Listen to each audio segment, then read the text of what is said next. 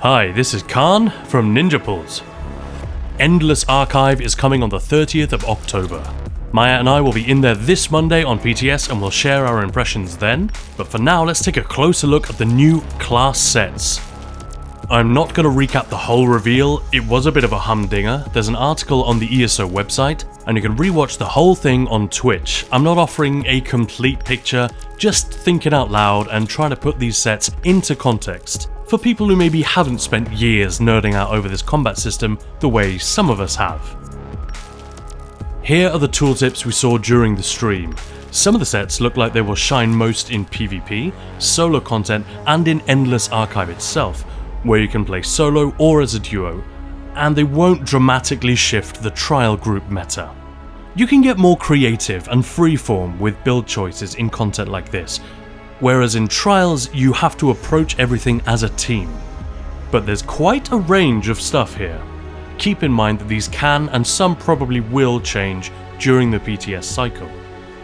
The Arcanist set is called Reawakened Hierophant and works with curative runeforms abilities. It also continues the tradition of convoluted terminology when it comes to this class. Granting 3 different buffs, a shield, ultigen or mitigation to your allies based on how many crux you have when you cast it is pretty cool. It's unclear exactly how it will work. Clearly if you cast Chakram shields, it will affect the 4 targets that get the shield, but if you drop an Arcanist's domain, does everyone get the buff? Is there a target cap? And if someone steps into the AoE after it's placed, do they miss out? There's a lot to test. In most cases, you're probably going to want the minor heroism more than the other 2. But since there's no cooldown, it seems possible for a healer to cast Chakram of Destiny 3 times in a row to apply all 3 buffs, then consume the crux with something like Spite Ward, Tentacular Dread, or the Healing Beam. Without knowing the target cap, it's tough to call, but at first glance it looks most interesting for PvP, dungeons, and for the new 2-player content itself. But there are already some really powerful support sets out there which require much less work than this one, so unless you really want that specific combo of defense and ultigen, this one might not make the top of the list. It's very cool that they're trying to make the Crux minigame more meaningful to healers, since at the moment most healers just ignore it. The Dragonknight set is called Basalt Blood Warrior, and it works with Earthenheart abilities. Casting any Earthenheart ability gives you major heroism and minor heroism for 20 seconds on your front bar, and increases healing and shield strength on the back bar. This immediately looks interesting, because DKs get so much more value out of their ultigen relative to other classes because of the Battle Roar passive. One of the big reasons we've been sitting in a DK meta for much of the last 18 months in PvE is Pillager's Profit, which lets us ult more often and reset our resources every time, so the Dragonknight can go all night long. This set will bring some of that power to solo or small group gameplay, especially PvP. While you stay on the front bar, this is 2.66 ultimate per second, which effectively doubles your base ultigen in combat. For comparison, Pillager's is 4.4 ultimate per second in longer fights, that goes up the shorter the fight is, but only if it's refreshed every 45 seconds with at least 400 ultimate. Basalt Blood will be way more consistent and can be maintained indefinitely on cooldown just by recasting Stone Giant, Eruption or Igneous Shield. So it does look mostly like a PvP set, with some interesting potential for PvE support. The Magicka recovery and health bonuses suggest the devs are thinking along the same lines, and that this is going to be a heavy set, possibly light. I'm hoping it's heavy, because even if it's not going to be optimal, I think a DK off-tank or PvP support wearing this with something like Pillagers or War Machine would just be a real fun setup to mess around with. Another thing I noticed here is that the tooltip does not say while in combat. Maybe that's just an oversight by the devs, but if this buff activates outside of combat, then it's even more valuable. I know the PvPers are excited about this one and are already theory crafting like mad. I'm not going to get any deeper into that here because I'm not a PvP specialist, but this is one to watch. The Necromancer set is called Nobility in Decay and works with the Bone Tyrant skill line. It's worth pointing out that the post-release classes in ESO, Warden, Necromancer and Arcanist, have skill lines which are divided fairly obviously between damage, healing and tanking. And since each class set works with just one skill line, the sets for these newer classes will probably be tied to that role a bit more than the base game ones. Bone Tyrant is the quote-unquote tanking skill line, and this set gives you tanky bonuses: health, healing taken, health, and whenever you cast a Bone Tyrant ability, minor protection and minor resolve for 16 seconds, with a 4-second cooldown which can be reduced to 0 cooldown by slotting a couple of Bone Tyrant abilities.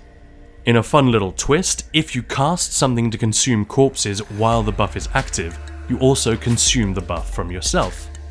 I can't be the only one who looked at this after seeing the Dragonknight set and thought, really? That's it? I mean, these buffs are nice to have and it takes no effort to keep them up, but they're both minor buffs and quite easy to come by. Again, the only place I can even imagine using this is probably PvP, and only if you've got a very specific build where all of these bonuses are things that you need and that you're struggling to fit into your setup. Again, I'm not claiming to have expert insight or rendering judgment on all these sets as they currently stand. I've just spent a lot of time under the bonnet of this game and its combat system, and I'm sharing some first impressions. So maybe I'm missing something here, but it doesn't look like a high priority for Necros to collect. Personally, I was hoping to see something which raised Necromancer damage in high-end PvE. Necros have to keep a lot of plates spinning to maintain a high level of damage, while an Arcanist presses one button and then scratches their ass for 5 seconds before doing it again. It's insane to me that any combat designer would be content with this state of affairs. I'd love to see a set that ties the Necro's dot focus into its direct damage toolkit. Like, every time you hit an enemy with Blast Bones or Skull, they take a little extra damage from your dots. Right now the class kind of falls between two stools, and I'd love to see that fixed. Maybe something will be in the patch notes, or maybe it'll happen once we get a Gravelord set. Which reminds me, Rich did say during the stream that we'll eventually get 3 sets per class, 1 for each skill line at some point in the future. So that's something to look forward to. The Nightblade set is called Soul Cleaver and works with siphoning abilities. I had to read this one a couple of times, but it is fairly simple. If you sit on your ultimate and don't cast it, your siphoning abilities get up to 34% stronger if you have 200 ultimate. They also become 15% cheaper, but cost 1% of your current ultimate every time you cast one. I'm just gonna go ahead and use Swallow Soul as an example. This used to be the Magblade spammable of choice, but since Zos started tinkering with Concealed Weapon, it doesn't really compete unless you really need to have the range and the healing. I'm working on a Magblade video right now, and in it I kinda lament the fact that a ranged, dual staff Magblade just isn't competitive right now. It's a setup that people keep asking me for, but it's just so far behind. Soul Cleaver immediately read to me as a niche set, designed by someone who actually plays Nightblade and understands the problems the devs have created for the class in the last year or so. I'm not saying this set will be meta, but if you miss your old school ranged Magblade, this could be a big step towards fixing that. Let's say you're rocking 100 ultimate.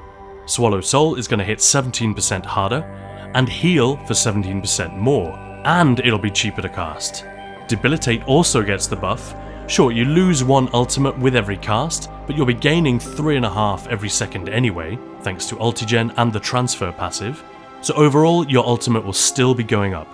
Once you hit 200 ultimate, the bonus caps out and Swallow Soul and Debilitate hit 34% harder. That's quite an increase. Swallow Soul could easily get up to 70k damage per cast on a typical trial setup with the usual buffs, and Debilitate becomes a 4.5k dot plus all the overcharge ticks. That sounds like enough extra damage to offset the fact that we're not using our ult. Siphoning Strikes will also heal for 34% more if you have it running.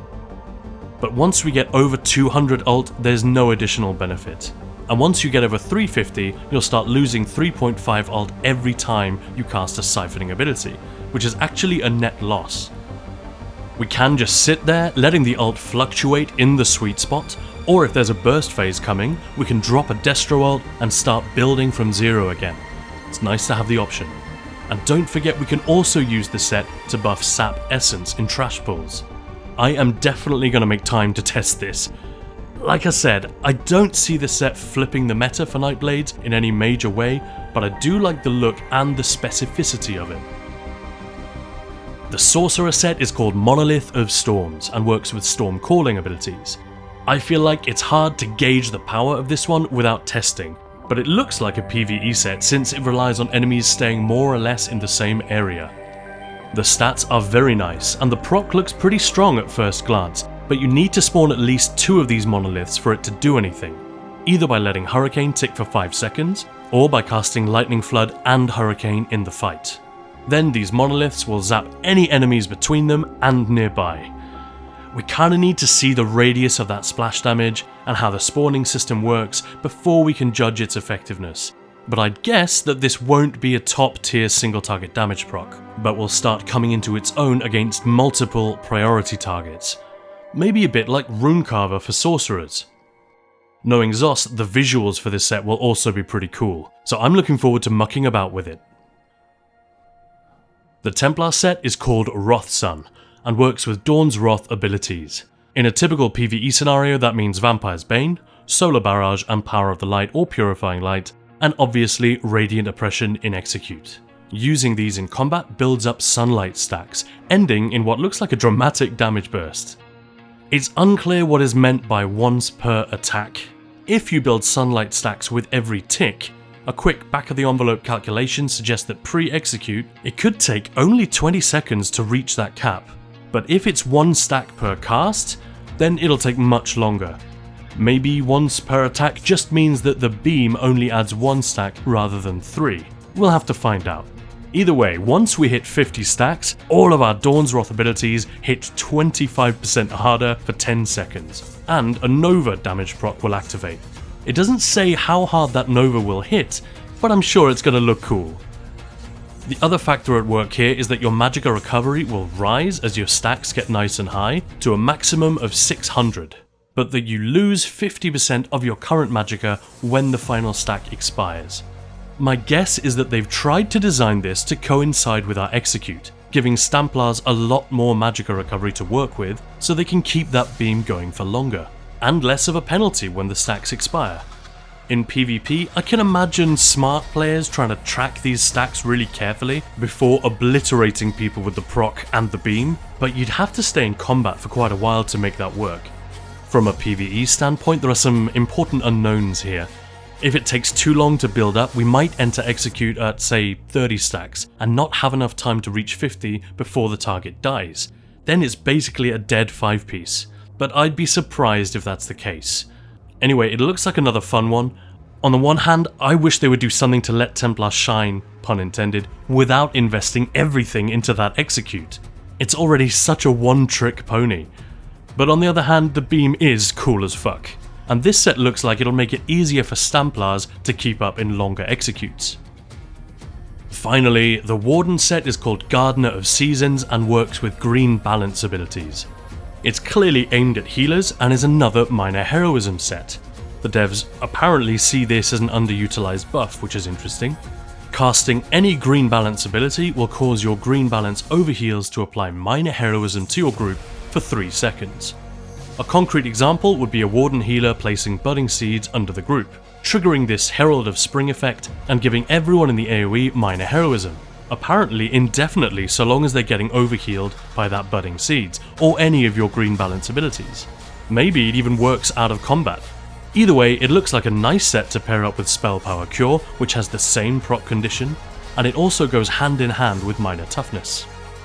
Honestly, at this point, I think it's already an interesting set, but casting 2 non-green balance abilities back to back, Combat Prayer for example, causes the overheals from that budding seeds to create an 8-meter area, presumably around every player, that places Major Maim on the enemy, reducing their damage by 10%, and Minor Vitality to allies, increasing their healing taken by 8%. Think of some of the nasty trash pulls in recent DLC trials, Soul Weavers and Butchers in Rockgrove, Disruptors in Sanity's Edge, those really big pulls at the end of Kind's Aegis or Dreadsail Reef. Even if Major Maim isn't needed for any of these, I think there are plenty of groups that would benefit from the reduced incoming damage, and they should probably consider running this set. It's not a fire and forget situation. The healer does have to do a bit of work to track which buff is active, because you cannot have both at the same time. Just get some green balance heals going as the fight begins, and fire a couple of combat prayers when that big incoming damage is about to pop. And again, it seems like something that could be pretty useful in PvP as well. If you and your buddies have a small scale group going, there are already some great sets for this. And it's hard to say whether this is really valuable enough to dethrone the most popular choices, but Minor Heroism, Minor Vitality and Major Maim on demand are pretty tempting. That's it for the sets. Like I said, we only got the briefest glimpse of these tooltips yesterday, and these are just my initial thoughts. Hopefully I didn't miss anything major. We haven't yet seen any of the sets in action, and things will probably change on PTS, but so far, I think it's safe to assume that we're going to be heading into Endless Archive, if only to collect some of these sets when they drop. In the meantime, if you haven't seen my DPS guides for this patch, you can get some really easy and powerful rotations for all 14 classes over at ninjapools.com and grab the mini guides on the guild Discord. Maya and I are going to be doing a lot of Endless Archive stuff over the coming weeks, so get subbed and follow Maya on Twitch as well. All the links are in the description. Have a great one guys, and thanks for watching.